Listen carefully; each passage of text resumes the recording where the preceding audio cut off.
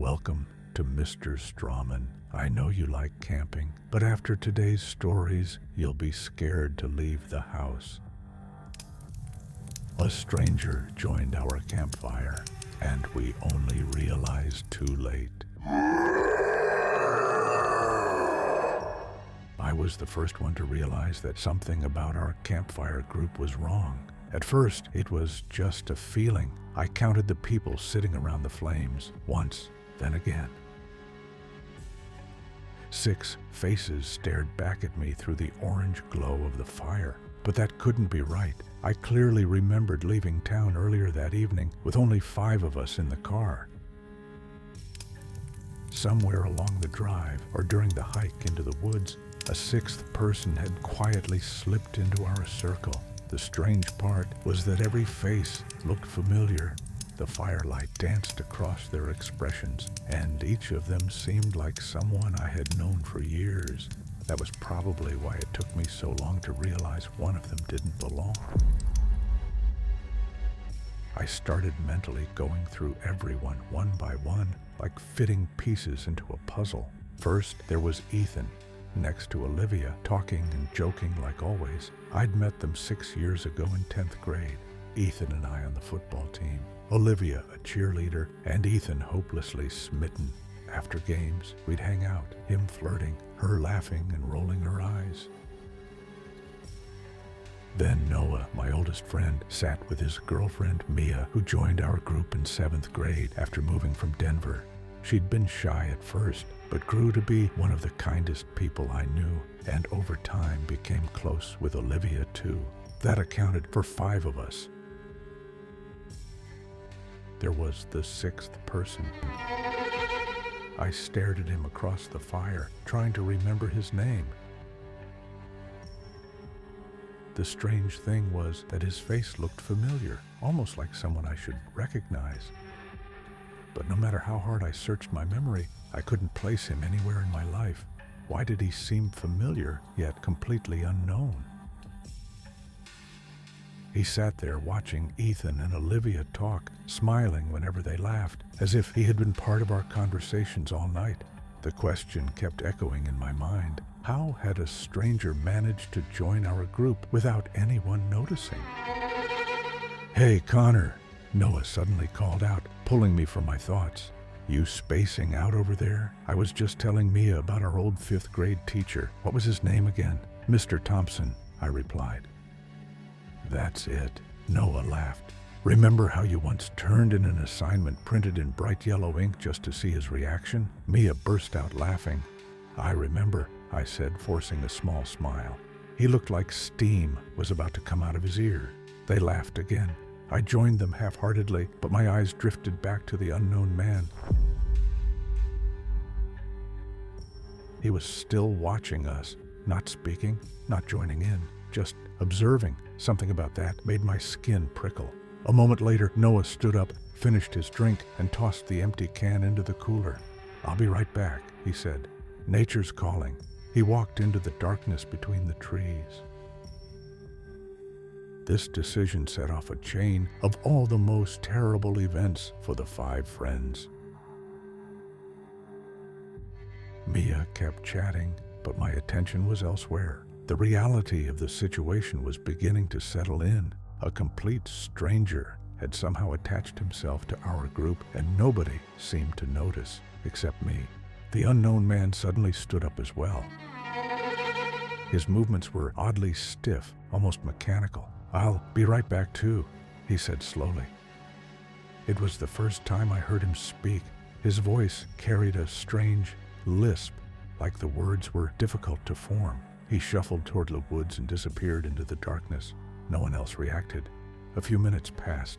Mia was still talking about moving schools when a sharp, unnatural screech echoed through the trees. It sounded like a large animal crying out. Everyone froze. "What was that?" Ethan asked quietly. Olivia shook her head. "I've never heard anything like that." "Maybe some kind of elk," Ethan said, trying to sound confident. I wasn't so sure. Noah was still out there, and so was the stranger. A moment later, the unknown man returned, stepping back into the firelight as if nothing had happened. He grabbed a drink from the cooler and sat down again, quietly watching us. Noah still hadn't returned. As the minutes dragged on, a cold unease grew inside me. I kept noticing how the man moved, his gestures stiff, unnatural, like someone imitating human behavior. Eventually, Noah finally came stumbling back through the trees. Mia rushed over and hugged him tightly. "Where were you?" she asked. "I must have wandered too far," Noah said, catching his breath. "Took me a bit to find my way back." Relief washed through me. But when I looked back towards the fire, the stranger was gone. All I saw were long horns. It was as if some animal was hiding from us. No one remembered seeing him leave. That was when everyone finally realized something was wrong. None of us knew who he was. However, another terrifying encounter with this mysterious stranger and his true face awaited them. Within minutes, we packed up our campsite and hurried back to our car. The woods felt different now, quiet in a way that made every sound seem louder. Soon, we were driving down the dark forest road, heading for the highway. For a moment, I thought we had escaped whatever had happened back there. Then, a figure stepped out from the trees directly into the road ahead. But for some reason, Noah didn't even try to brake. The rest of the night passed in a blur of flashing lights and confusion. Our group was left shaken, and the events that followed changed our lives forever. But what haunts me most isn't the crash. It's what I saw afterward. Down the road, standing near the tree line, was the same stranger. He was smiling. Then his shape seemed to shift in the shadows, changing into something tall and horned before disappearing into the forest. Since that night, I've spent months researching strange legends tied to those woods. Many stories mention a creature known as the Goat Man. And the more I read, the more convinced I become that this was the thing watching us by the fire that night. 8 months have passed since then. Our friend group never recovered from what happened. Ethan didn't survive the crash. He was gone instantly. Olivia was severely injured, losing the use of both her legs and one arm. Mia and Noah survived physically, but the trauma left deep emotional scars, and eventually they drifted apart. When I asked Noah, who was driving the car, why he didn't brake, he couldn't explain it, but he kept saying that after he got lost in the woods, he felt like he wasn't himself. And he felt the creature coming rather than saw it, and then he drove the car straight into the guardrail. I need answers. Sooner or later, I'm going back to those woods. And this time, I'll be ready. The following story is no less terrifying. A quiet child, a stick from the woods. What could possibly go wrong? My son brought a strange stick from the woods, and now something is wrong with him. Our 8-year-old son, Eli, had always been quiet, always slept late hours. Our pediatrician once told us he simply prefers his dream world to this one. To anchor him to reality, my husband Marcus and I took him hiking in the Ridgemont foothills.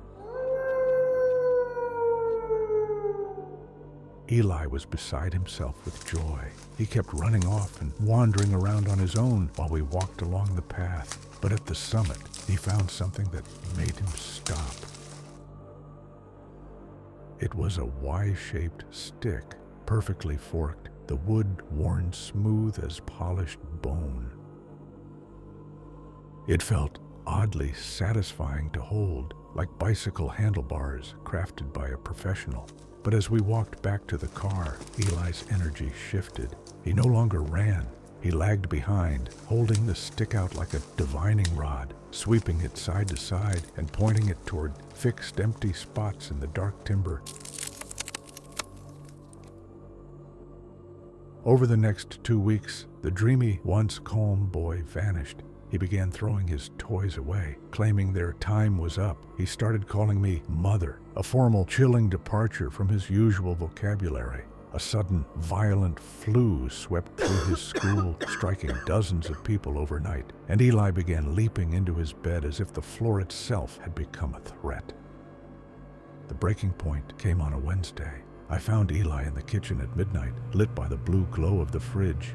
He was pointing the stick directly over my shoulder into the empty air.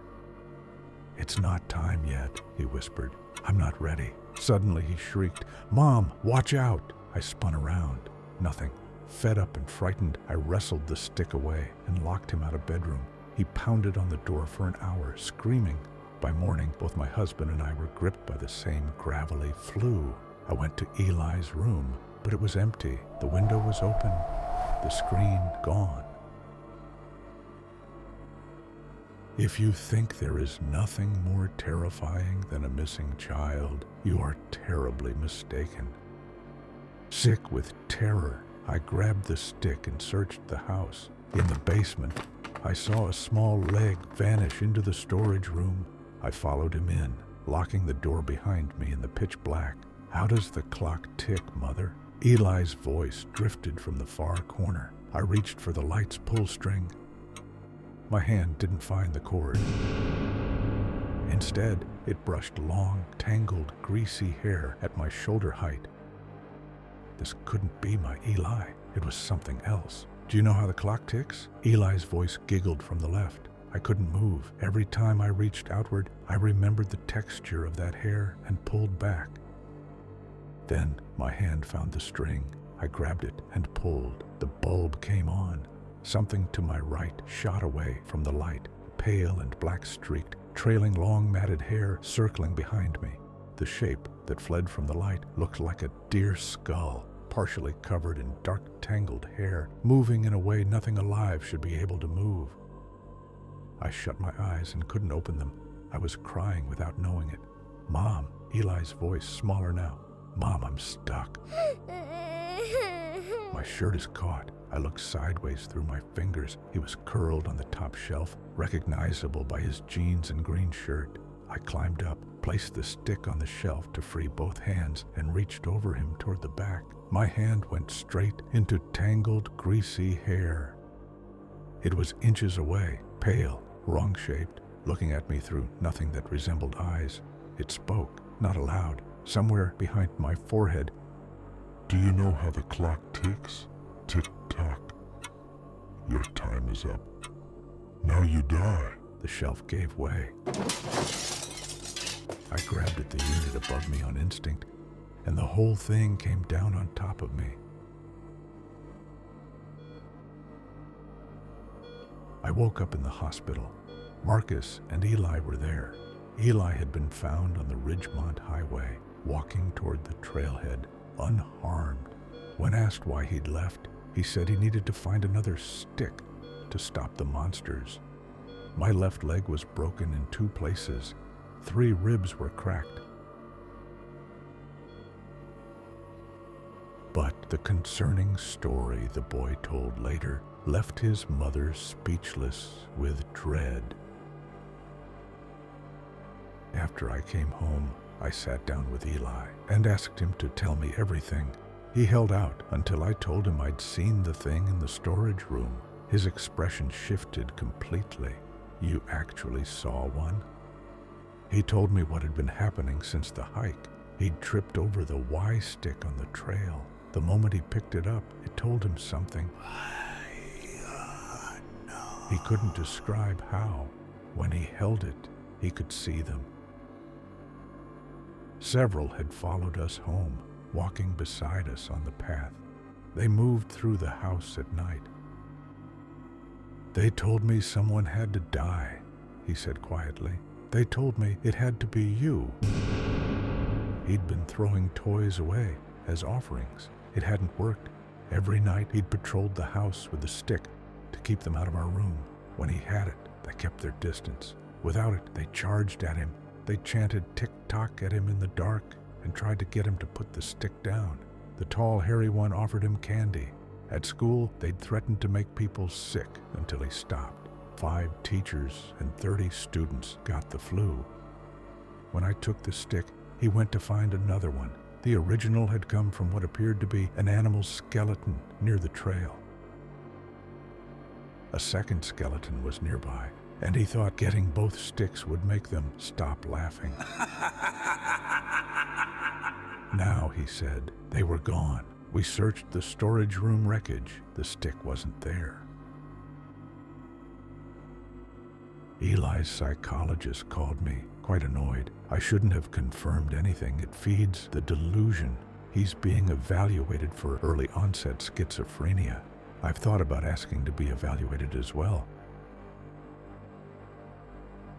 But there's one detail I can't file away. When I unlocked the storage room door, I left the key in the lock. I remember the cold metal, the small click as it turned. When Marcus broke the door down, the key wasn't in the lock. They found it hanging from the light bulb string. It was Mr. Strawman. And remember, some stories follow you home.